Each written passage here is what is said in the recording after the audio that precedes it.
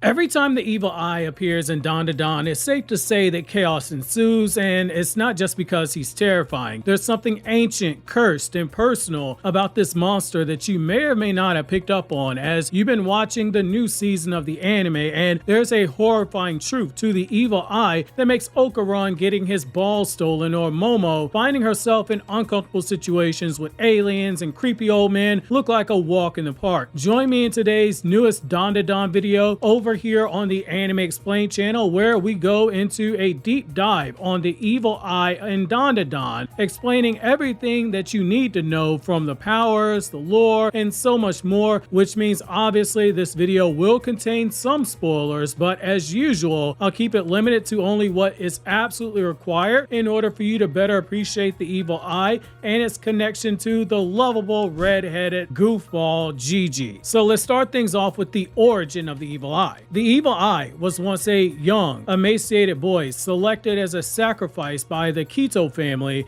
to appease the Tsuchikuno and prevent a volcanic eruption. Imprisoned, starved, and forgotten, the child, he spent his final days watching other children play from his cage. His dying wish, it was simple. He just wanted to play with them. Even in death, that innocent wish, it haunted him. Years later, he returned to the world as a ghost tied to the sacrificial house where he died. When another child was brought to be sacrificed, mirroring his own fate, the boy tried desperately to help, only to fail yet again. That failure broke something inside of him. He was no longer just a spirit. Instead, he transformed into a vengeful spirit, a vengeful yokai, adopting a child's appearance and swearing to curse the family into extinction. Thus, the evil eye as we know it was born. The evil eye's connection to Momo and Jiji becomes more profound once you take that into account. So, the evil eye's path to vengeance, it led him to possess Jiji, Momo Ayase's childhood friend. Through Jiji's body, he gained power and a conduit to re-enter the world. This connection, it is tragic. Jiji was unaware at first. He became a pawn for the evil eye's rage. In so many ways, he was just a conduit for the spirit of a broken child. But it was Momo who served as a mirror to that rage. The evil eye sees her as part of the human world that he despises, yet also as a reminder of the joy and the warmth that he never received, depending on how you want to interpret their interactions. His interactions with Momo, in my opinion, they begin to shift him from outright hostility to confusion and even reluctant cooperation, especially when you factor in Okarun. This is even more so the case when we look at how she acts as a chaperone to his school life whenever he's inside of Jiji's body. It reveals how much that the evil eye's hatred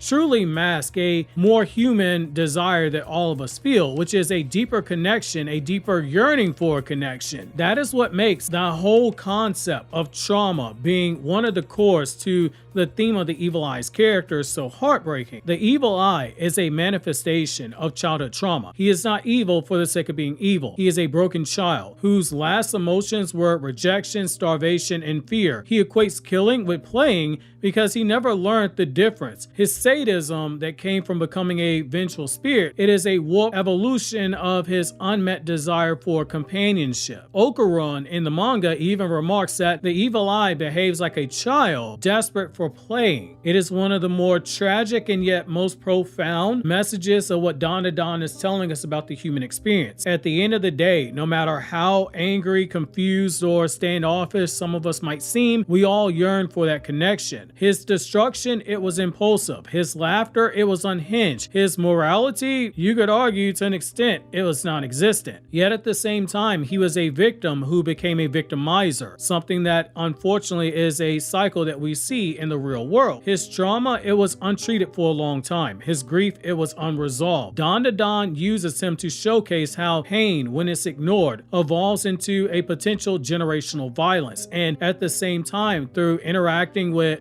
Okarun and Okarun making that promise to play with them later on, and then figuring out the triggers that allow the evil eye to take over Jiji's body, it also shows that even though there's generational violence, even though there are generational curses that all of us face and endure to certain extents, the beauty about the human experience is that you can eventually overcome them. And the key to overcoming them is oftentimes love. Now, let's get into what you're probably here for, which are the powers of the evil eye and the spirit form. We're going to break this down into evil eye in general, and then we're gonna look at the evil eye when possessing Jiji's body. So the powers of the evil eye. As a yokai in its original form, the evil eye possesses the cursing gaze, which can force humans to commit suicide with a look. Memory sharing, where he can transfer his tragic memories through eye contact. Possession, where he can take over human bodies and use them as vessels. These powers show how deeply psychological the evil eye's horror truly is. He doesn't just kill, he makes you feel the why behind his killing. Now, when you get into the possession of Jiji's body, things ramp up. So once inside of Jiji's body, the evil eye becomes a devastating combatant. We're talking enhanced strength because Jiji's already a prodigy. He can obliterate armor and send enemies flying. He's also got enhanced speed and reflexes. He can perform 4 actions in the time that Turbo Granny's able to jump. He also has enhanced durability. He takes little damage even when fighting against powerful yokai. He also has insane hand-to-hand skill, ruthlessly efficient in combat even when outnumbered. Further abilities come in the form of grunge construction, which uses spirits of other Keto sacrifices to create solid weapons, armors, and barriers. You also have the Curse Home, a dome made of grudges that traps the target and burns intruders. It's nearly impenetrable without extreme use of force. Then you have the Grudge Ball,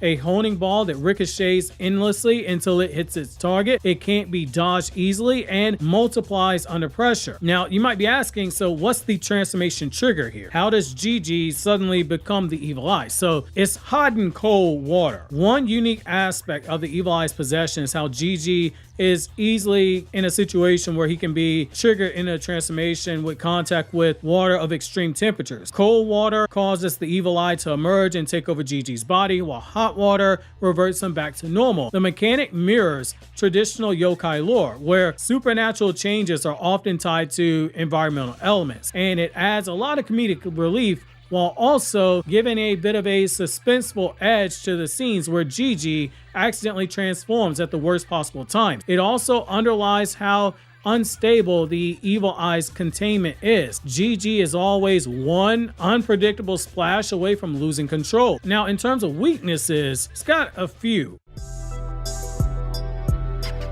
So despite his monstrous strength, the evil eye isn't unstoppable. Curse Home, it can be destroyed with concentrated yokai level force, as we see when Okarun did it. He also has emotional instability that can lead to tactical mistakes, and he can get carried away in battle. His childlike mind also makes him easy to distract and confuse, especially when his concept of fun is being disrupted. Now, this is where we get into what I find truly fascinating here, which is the Japanese folklore inspiration. So the evil eye's design and backstory, it pulls from multiple strands of Japanese folklore. So first you have Tatari Moke, which is the spirits of children who died tragically and bring curses to the living. Then you have Onryu, which are vengeful spirits, often born from betrayal and unjust death. Think about, say, cursed spirits in Jujutsu Kaisen for another anime reference. They linger due to unresolved anger. Then you have the evil eye beliefs in Asia in general. So the evil eye, even though it is more of a Mediterranean concept in origin, in Japanese traditions, in some of the stories, it also features eyes as spiritual symbols, especially third eyes or those that can pierce souls, which makes one of those powers, again, the possession and the ability to share memories, hit harder now. His powers, they also echo curses born from social neglect, a theme that is common in a lot of yokai tales where unresolved injustice leads to supernatural vengeance. His childlike personality is very reminiscent of spirits like Zashiki Wawashi, which are child spirits known to haunt homes. But while Zaziki Wawashi are benign, the evil eye is a corrupted version, twisted by pain. The evil eye in Dandadan, in my opinion, is one of the most fascinating and tragic characters in the story. Behind the terrifying design and the immense power that you have, it is truly a story that deals with neglect, grief, and the desperate need and the desperate desire for a connection with love. Whether as a spirit or within Jiji, the evil eye is a haunting reminder that monsters in fiction as well as in the real world They're often born from the cruelty of others. Obviously, if you enjoyed this video, subscribe for more Dandadan content. Click here on the left to check out more videos from Dandadan that we did for season 1 of the story, or click here to check out more videos from Anime Explained, in case you want to hear me talk about other anime series or check out some of the manga reviews and etc.